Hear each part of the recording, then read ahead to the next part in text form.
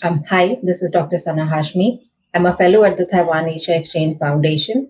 And this week in my Print Eye on China column, I looked into how China is watching the 2024 US presidential election, its outcome, and what is the impact going to be on US China relations. So, of course, it's just not about China. This is not just about the US. It has been discussed globally. The impact of it has been discussed globally. It's huge globally, and now China is also paying very, very close attention to what's happening in the US. And this is primarily because this is going to be uh, impactful for the US China relations as well. But the extent of discussion, the number of articles that have been posted on Chinese social media and search engines are humongous. There were over Till yesterday, there were over 3 million posts on Weibo discussing the US elections. And it is all over the Chinese internet. The buzz and excitement can really be felt if we go to the Chinese language, social media, and the internet. So it's, of course, natural for them to pay this much attention to the US elections. For China, the election is just not about the changes in the US or who's going to occupy the White House. It's also about how China's influence is going to be shaped in the Indo Pacific region as well as globally. The next US president is also going to impact how it is going to be for China with respect to its external engagement as well. So now the much anticipated result is out, and we know who the next US president is going to be.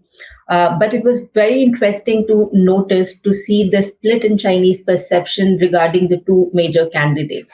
Many in China seem to anticipated the victory for Kamala Harris, and it sparked some contrast between the domestic as well as global support for the two candidates.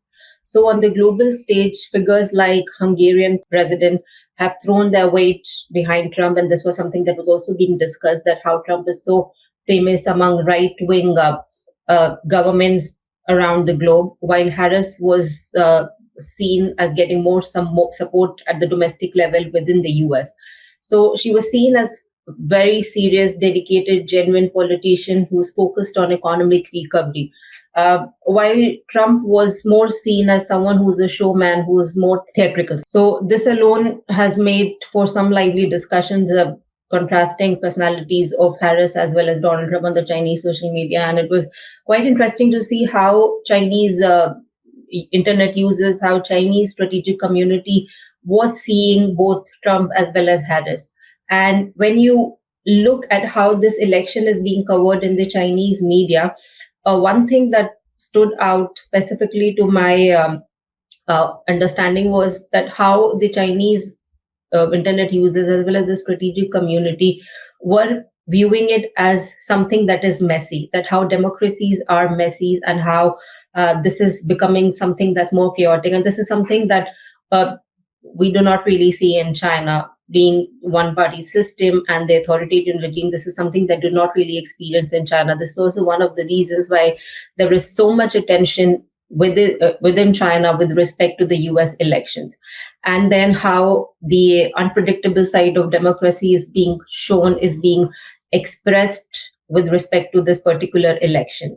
So one of the examples that have been really, really discussed is the scenes like American shopkeepers barricading their businesses, preparing for potential civil unrest.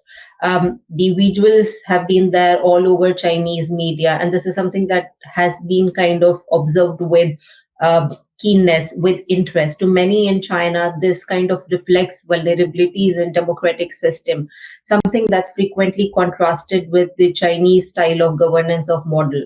And commentators there are also calling this 2024 election as one of the most dramatic elections in the world yet.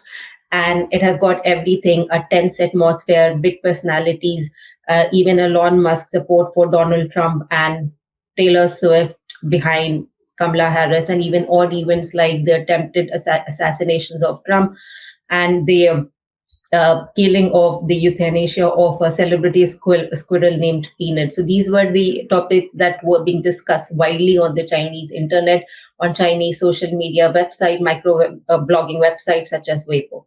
So now coming to the question of what does all this mean for China and the US-China relationship. Well, despite the differences in the personalities of the two candidates, their approach, their foreign policy outlook, most Chinese analysts don't expect a major change in US policy towards China. Both Harris and Trump are seen as likely to continue viewing China as a strategic rival and China as the principal adversary for the US. And to put it simply, there's this idea that whoever is going to come to the White House, the Chinese are also expecting the at least same level of rivalry, if not more. So whether it's Harris or Trump, the situation is not going to be different for China. So there is this shared view in Washington that China will remain a primary focus no matter who wins, which is pretty usual, which is the discussion that we have been seeing both in the US as well as in China as well. That said, each candidate creates a unique set of problems. It's going to be different. It would have been totally different from Harris' side. Now, from Trump, he's going to be the next president. It's definitely going to be different from what they could have expected from Harris. So one of the things that I have read on the Chinese internet is that they are calling Trump chaotic. They are calling Trump unpredictable. So Trump's unpredictability creates a unique set of problems, especially for Chinese companies with respect to technology transfer. So this is something that Trump started in his first term. The trade war will definitely continue. This is also one of the kind of expectations that the Chinese side is expecting from the second Trump administration. So as one professor from Shanghai Foreign Studies University, he noted that Trump's return could mean even more pressure on Chinese businesses. So it's actually not really a good development for the Chinese that Trump is coming back. And perhaps Harris' win could have led to a sense of continuity with Biden policies, which could have brought some level of ease, some level of stability in the US-China relationship. So this is something that perhaps this is this idea that the Chinese side is not going to see during the Trump administration, second administration. So overall, the feeling in China is that either way, the rivalry isn't going anywhere.